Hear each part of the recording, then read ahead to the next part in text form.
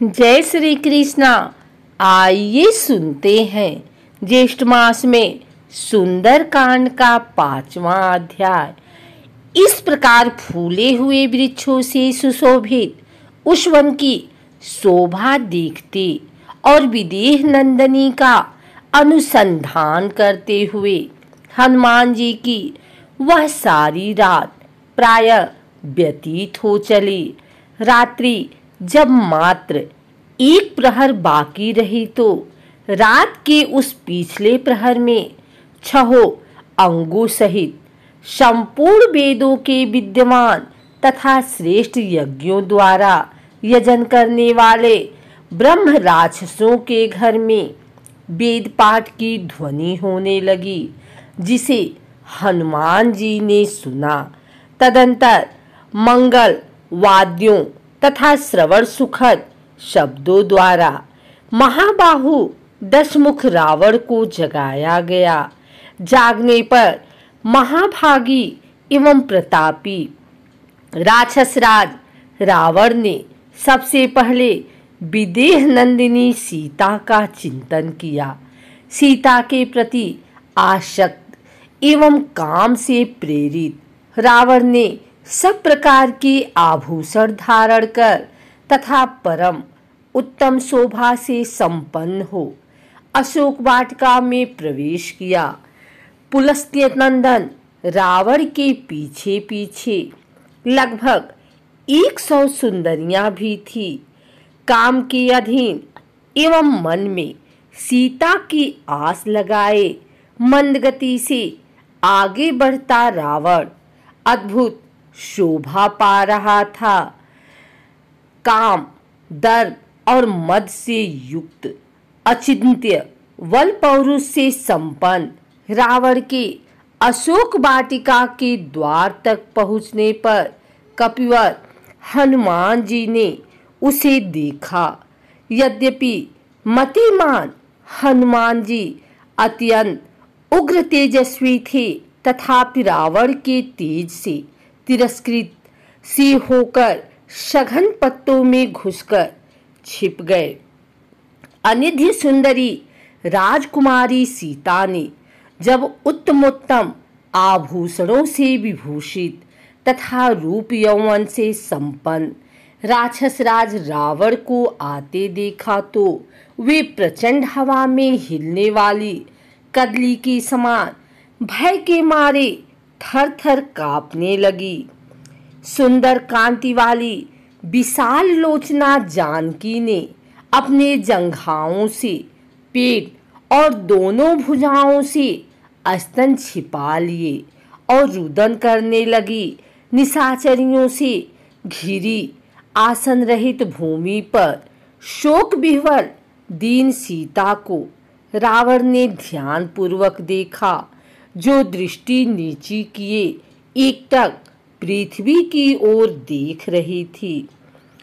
ऐसी दुखी जानकी के पास आकर लंकापति रावण हंसता हुआ बोले, हे मृगनयनी, मुझे देखकर तू अपने शरीर को छिपाने का प्रयत्न क्यों कर रही है? स्मरण रख, तेरी इच्छा के बिना मैं कदापि तेरा स्पर्श नहीं करूंगा। तू मुझ पर और मेरे कथन पर विश्वास रख और इस प्रकार दुखी होकर अश्रु मत बहा। तेरी यह मलिन आभूषण रहित वेशभूषा देखकर मुझे अत्यधिक पीड़ा होती है। तू संसार की सुंदरियों में शिरोमणि है। अपने इस सौंदर्य तथा यौवन को व्यर्थ नष्ट मत होने दे। यदि एक बार यह यौवन नष्ट हो गया तो फिर लौटकर नहीं आएगा।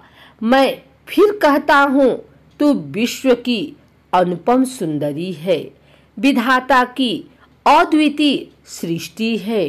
तेरे निर्माण में ब्रह्मा ने अपना सारा कौशल और चतुराई लगा दी है। इसीलिए तेरी रचना में उसने किसी प्रकार की कोई कमी नहीं रखी है। तेरी किस किस अंग की मैं सराहना करूं? जिस अंग पर दृष्टि पड़ती है उसी पर अटक कर रह जाती है। मैं तुझे पूरे हृदय से अपनाना चाहता हूँ। मैं तेरे प्रत्येक अंग का रसास्वादन करना चाहता हूँ। इसीलिए तुझसे कहता हूँ, तू राम का मोह छोड़ दे। मैं तुझे अपनी पटरानी बनाऊंगा। मेरी सब रानियां तो तेरी चरणों की दासी बनेंगी ही। मैं भी तेरा दास बनकर रहूंगा। अपने भुजबल से अर्जित संपूर्ण संपत्ति तेरे चरणों में अर्पित कर दूंगा। जीते हुए समस्त राज्य तेरे पिता जनक को दे दूंगा। तू वास्तव में इतनी सुंदर है कि तुझे देखकर तो तुझे बनाने वाला स्वयं विधाता काम बस हो जाएगा। मेरी तो बात ही क्या है, इसलिए तू मेरी बात स्वीकार कर ले। राम से भयभीत होने की आवश्यकता कोई नहीं है। संसार में कोई भी मुझसे लोहा नहीं ले सकता। चल उठकर खड़ी हो जा और सुंदर वस्त्राभूषण धारण करके मेरे साथ रमण कर। हे कल्याणी, चलकर तू मेरे ऐश्वर्य को देख और उस कंगाल वनवासी को भूल जा। तू ही सोच, राम के पास न राज्य है, न धन है, न कोई दास है, न सेना है और न कोई साधन है। फिर यह भी क्या पता है कि वह अभी जीता है या मर गया।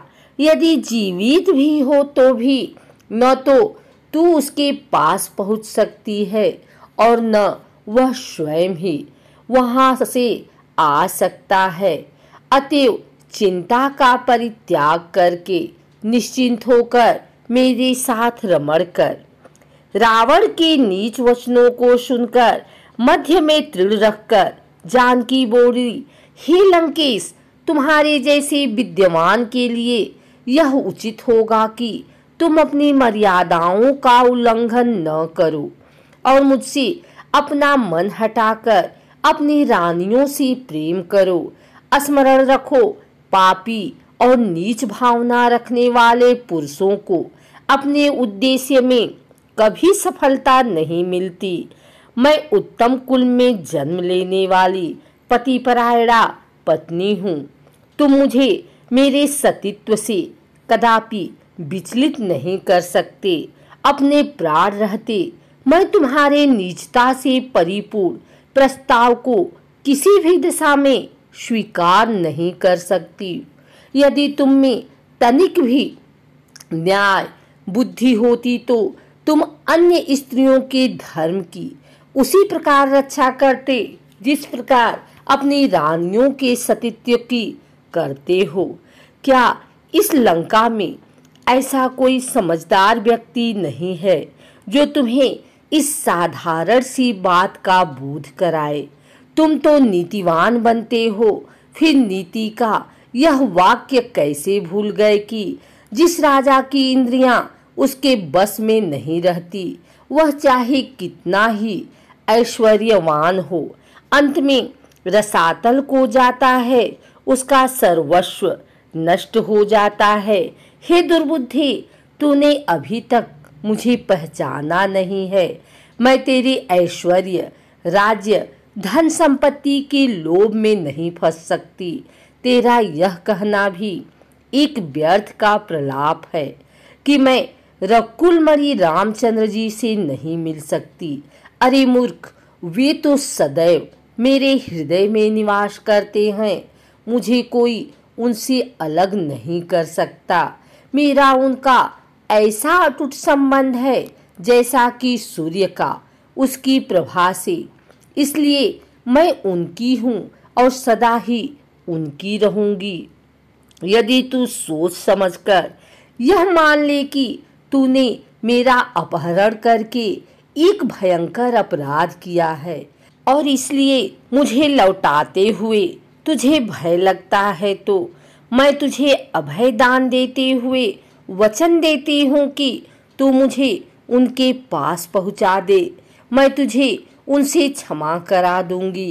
यदि तुम अब भी अपनी हठ पर अड़े रहे तो विश्वास करो कि तुम्हारी मृत्यु निश्चित है और तुम्हें उनके बाणों से कोई नहीं बचा सकता। इसलिए मैं फिर कहती हूँ कि सावधान हो जाओ, अपने साथ लंका और लंका वासियों का नाश मत करो। इसी में तुम्हारा और तुम्हारे राक्षस कुल का कल्याण है।